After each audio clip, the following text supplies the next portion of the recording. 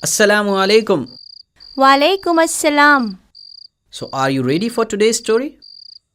Yes, I am. Which story are you going to tell me today? Inshallah, I'll tell you the story of Hazrat Fatima radiallahu ta'ala anha.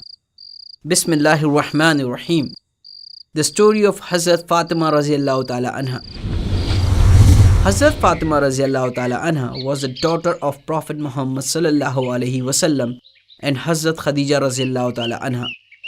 She is a vital character in the religion and considered a role model for all Muslim women. She was noble, kind, generous, and always truthful. She was known by other names such as Butul, Insia, Azra, Masuma, and many others. She was the wife of Hazrat Imam Ali radiallahu ta'ala anhu. Through her words and actions, she showed the world how to live as a true Muslim. Bibi Fatima radiallahu ta'ala anha was born on Friday. The Holy Prophet named her Fatima. Both the parents were very happy when she was born. Bibi Fatima was looked after with great care by the Prophet and his wife. Islam was spreading in those days, and many people now followed the teachings of the Prophet. The enemies too grew by the day. The life had become very difficult for the Prophet and his family.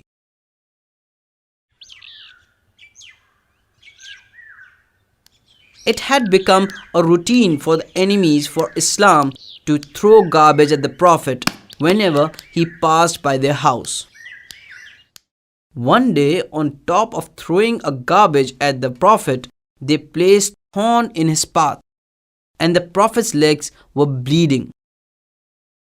When Fatima saw her father's bleeding leg, she was sad. She washed the wound with water and cleaned his clothes. Prophet had to face several hardships while preaching Islam in Mecca. The enemies, mostly comprised of the Quraysh clan, belonged to the upper class.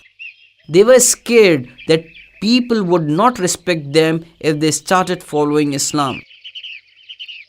They arranged men to throw stones at the Prophet. But the Prophet continued to call people to Allah subhanahu wa ta'ala patiently. When all the efforts of the Quraysh failed, they decided to impose a ban on Muslims in Mecca.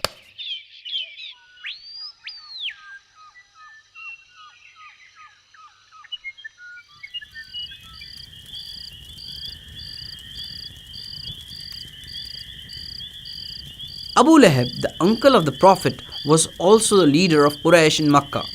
He was a very evil man and the worst enemy of Muslims.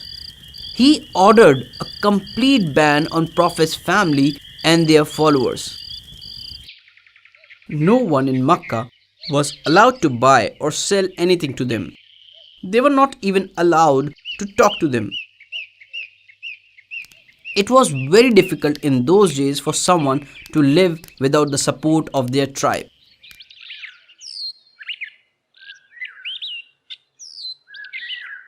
For 3 long years, the Prophet labored quietly to deliver the message of God.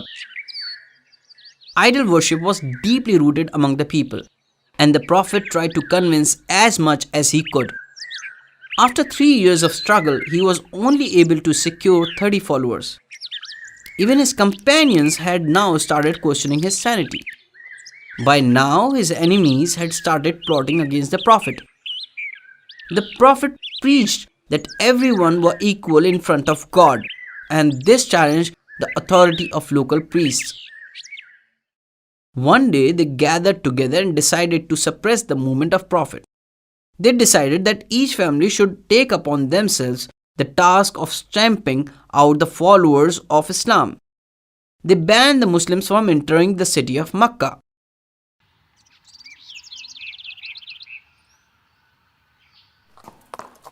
the Prophet and his followers were forced to leave the city of Mecca.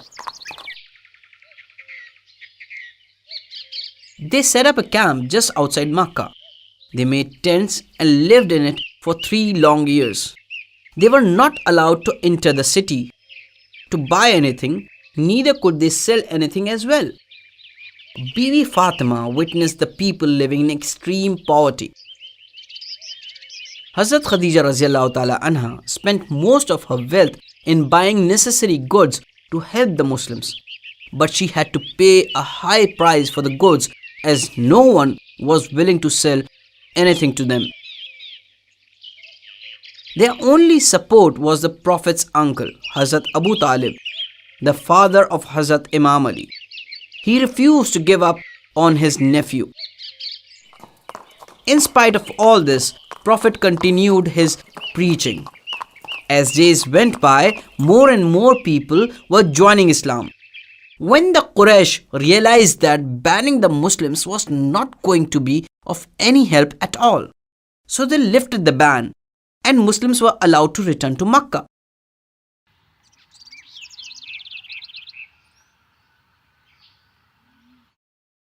By now, Khadija was not doing very well. Living in the desert for 3 long years had taken a toll on her health. She was sick by the time they returned to Makkah. Fatima loved her mother very much and she took great care of her. Little Fatima was only 7 years old when her mother fell sick. She knew that her father loved her mother very much. His uncle Abu Talib, who was always kind to him, had passed away just a month ago, and now his wife was sick. Khadija Raziallahu Ta'ala Anha knew that she was going to die soon. She kept thinking about Fatima. She wept for her, thinking about her lonely life after she dies. Khadija Raziallahu Ta'ala Anha passed away on the 10th day of Ramadan. Fatima had lost her mother at such a young age. The Prophet had lost 2 most important people in the last few months. He declared that year as the year of sorrow. MashaAllah, that was such a great story. I'm glad you liked it, my son. There are many other interesting stories. I'll tell you those later. It is time for me to leave. Goodbye. Goodbye.